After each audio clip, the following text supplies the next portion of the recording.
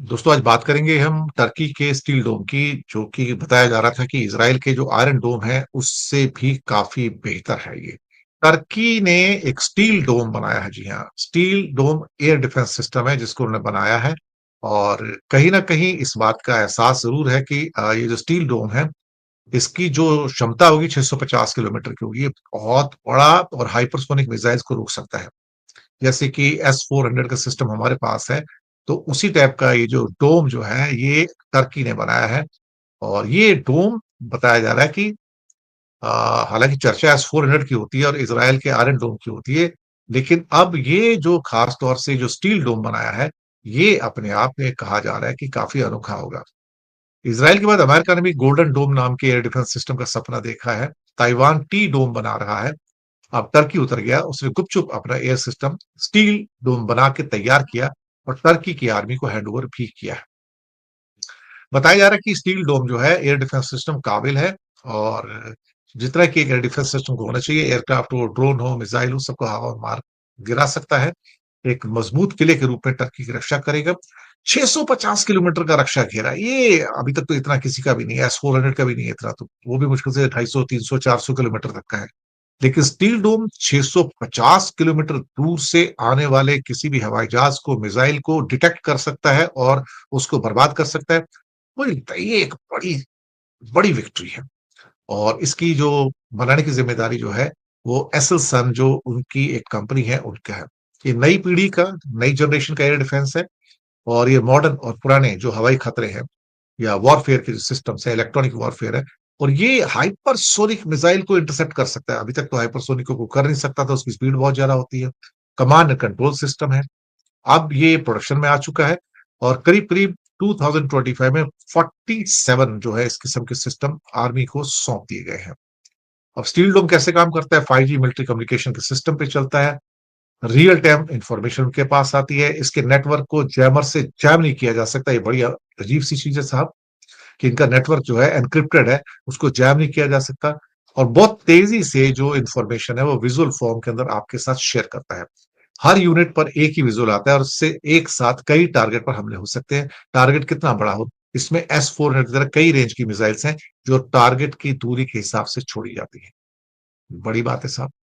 तो टर्की को बधाई हो साहब, इतना बढ़िया उन्होंने सिस्टम बना के तैयार किया है। दोस्तों, आज तक हम सिर्फ इसराइल की आयरन डोम और रशिया की S-400 की ही तारीफें सुनते आए हैं। ये दोनों दुनिया के जाने माने और मशहूर तरीन एयर डिफेंस सिस्टम्स हैं, जो अपनी तरफ आते हुए दुश्मन की मिसाइलों और जंगी तैयारों को मार गिराने की सलाहियत रखते हैं। भारत ने भी रशिया से S-400 खरीद रखा है, जैसे ये लोग सुदर्शन चक्रा के नाम से पुकारते हैं। ये लोग रशिया से इस हथियार को खरीद कर बड़ी बड़ी डींगे मारा करते थे। ये कहते कि पाकिस्तान के पास इसका कोई तोड़ नहीं, हम पाकिस्तान की भेजी हुई हर मिसाइल इस सिस्टम की मदद से रोक सकते हैं। ताहम पाकिस्तान ने ऑपरेशन सिंदूर के दौरान भारतीयों का ये ज़ौम भी तोड़ दिया। दूसरी जानिब ईरान ने आयरन डोम का वो हशर किया कि अब इसराइल भी किसी मुल्क से पंगा लेने से पहले 10 मरतबा सोचेगा, क्योंकि इसका गरूर आयरन डोम तो तहस नहस हो चुका। दोस्तों, अब बड़ी खबर ये सामने आई है कि हमारी दोस्त मुल्क तुर्की ने एक ऐसा एयर डिफेंस सिस्टम बना डाला है कि जो इन दोनों दिफाई निजामों से बेहद आगे है। ये 650 किलोमीटर दूर ही से आने वाली मिसाइलों को निशाना बना सकता है, जबकि इसकी एक्यूरेसी बेहद हाई है। दोस्तों, आज जब तुर्की स्टील डोम कहलाए जाने वाले इस निजाम को अपनी फौज में इंडक्ट कर रहा है, तो इंडियन मीडिया के पेट में मरोड़े उठ रही हैं। वो जानते हैं कि देर या सवेर ये टेक्नोलॉजी पाकिस्तान के पास भी आनी है, क्योंकि तुर्की और पाकिस्तान अपनी हर टेक्नोलॉजी एक दूसरे के साथ शेयर करते हैं, फिर चाहे वो ड्रोन्स हों या बैलिस्टिक और क्रूज मिसाइलें। सुनिए कि इंडियन मीडिया इस निजाम के बारे में क्या कहता है। तुर्की ने अपनी सुरक्षा नीति में बड़ा और ऐतिहासिक कदम उठाते हुए स्टील डोम नामक अत्याधुनिक बहुस्तरीय वायु रक्षा प्रणाली लागू करने की घोषणा कर दी है। राष्ट्रपति रेसेप तैयब एर्दोगन के नेतृत्व वाली सरकार ने साफ कर दिया है कि अब तुर्की की हवाई सीमाएं लोहे की ढाल से घिरी रहेंगी। किसी भी मिसाइल, ड्रोन या हवाई खतरे को आसमान में ही निस्तनाबूद कर दिया जाएगा। ये कदम हाल ही में ईरान और इजराइल के बीच हुए 12 दिवसीय संघर्ष के कारण पश्चिम एशिया की स्थिरता को मिली चुनौती के मद्देनजर उठाया गया है। स्टील डोम प्रणाली केवल वायु क्षेत्र तक सीमित नहीं रहेगी, बल्कि इसमें नौसेना, थल सेना और ड्रोन आधारित क्षमताओं को भी शामिल किया जाएगा। इससे स्पष्ट संकेत मिलता है कि तुर्की भविष्य के किसी भी संभावित युद्ध को बहुआयामी तरीके से निपटने के लिए तैयार हो रहा है। रक्षा मंत्रालय के अनुसार स्टील डोम कोई एकल उपकरण नहीं बल्कि एक समन्वित इंटीग्रेटेड एयर डिफेंस सिस्टम है, जिसमें अत्याधुनिक रडार, सेंसर, इंटरसेप्टर मिसाइलें और डायरेक्टेड एनर्जी वेपन सिस्टम शामिल हैं। इसका पूरा ढांचा नेटवर्क केंद्रित होगा, जो कृत्रिम बुद्धिमत्ता यानी AI के जरिए हवाई खतरों का रियल टाइम विश्लेषण कर कार्रवाई करेगा। इस प्रणाली को 4 परतों में विभाजित किया गया है। पहला, बहुत कम दूरी की रक्षा, ड्रोन और छोटे रॉकेटों के विरुद्ध सुरक्षा। दूसरा, कम दूरी की रक्षा, आर्टिलरी शेल और क्रूज मिसाइल। तीसरा, मध्यम दूरी की रक्षा यानी युद्धक विमानों और बड़े ड्रोन। और चौथा, लंबी दूरी की रक्षा, जिसमें शामिल हैं बैलिस्टिक मिसाइल और सैटेलाइट गाइडेड हमले। स्टील डोम को खास तौर पर उन खतरों से निपटने के लिए डिजाइन किया गया है जो हाल के वर्षों में युद्ध के स्वरूप को बदल चुके हैं, जैसे कि कामिकाजे ड्रोन, हाइपरसोनिक मिसाइल और क्रॉस बॉर्डर लॉन्चिंग प्लेटफॉर्म। तुर्की की रक्षा कंपनियों रॉकेटसान, असेलसान और ट्यूसास ने इस प्रणाली को विकसित करने में अहम भूमिका निभाई है।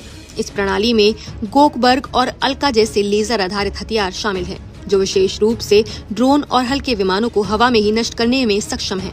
आपको बता दें कि तुर्की नाटो की दूसरी सबसे बड़ी सेना रखता है और अब वो नाटो के कुल रक्षा खर्च में 2% की बाध्यता से आगे निकल चुका है। अमेरिकी राष्ट्रपति डोनाल्ड ट्रंप द्वारा नाटो देशों पर रक्षा खर्च बढ़ाने के लिए डाले गए दबाव के बाद तुर्की ने रक्षा बजट में उल्लेखनीय वृद्धि की है।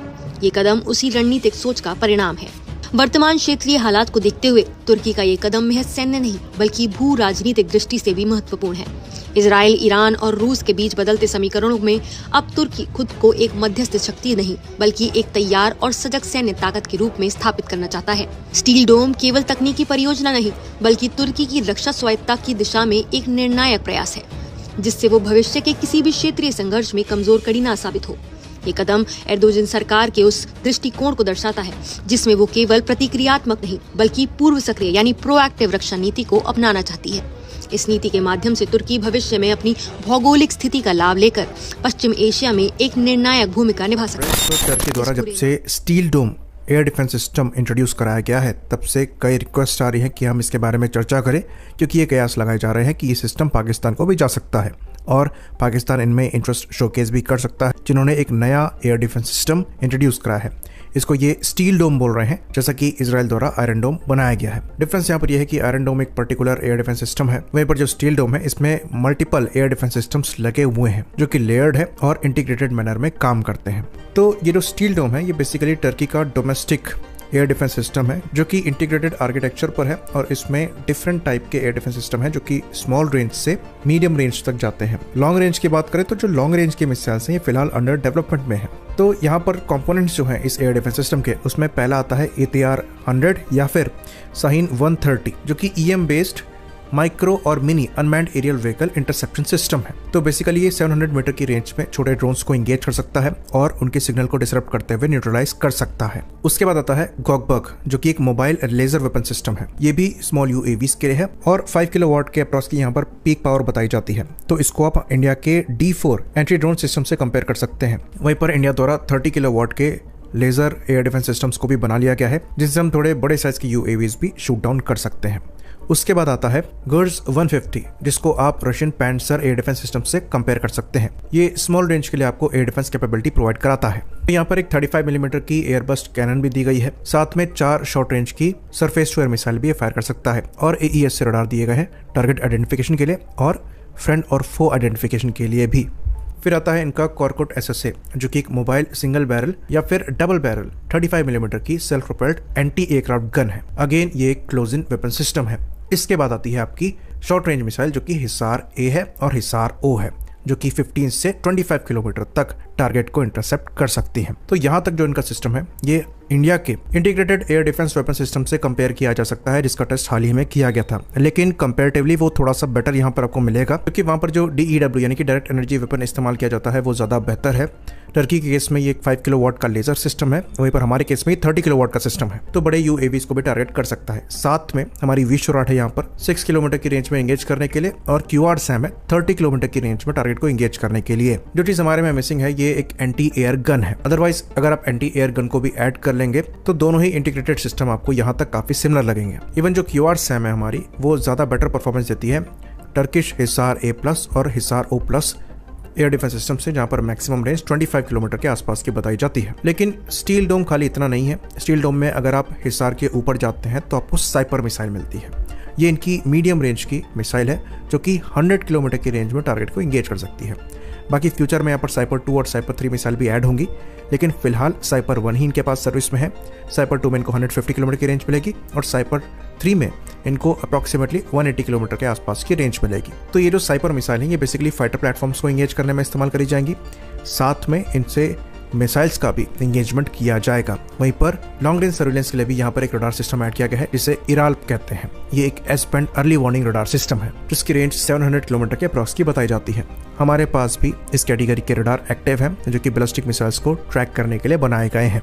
पर जो स्टील डोम है उसमें अच्छी बात यह है कि ये सब इंटीग्रेटेड सिस्टम है। इवन ये जो मीडियम रेंज की साइपर मिसाइल है ये भी इंटीग्रेटेड है। तो स्टील डोम एक डिसेंट सिस्टम मालूम होता है, मीडियम रेंज तक टारगेट को एंगेज कर सकता है। हाँ, ये सिस्टम ये यूज कर सकते हैं यूएवीज के अगेंस्ट में, जो अगेन कोई छोटा मोटा खतरा नहीं है, एक सीरियस थ्रेट बन चुका है। तो अगर पाकिस्तान को ये सिस्टम मिलते हैं तो कुछ हद तक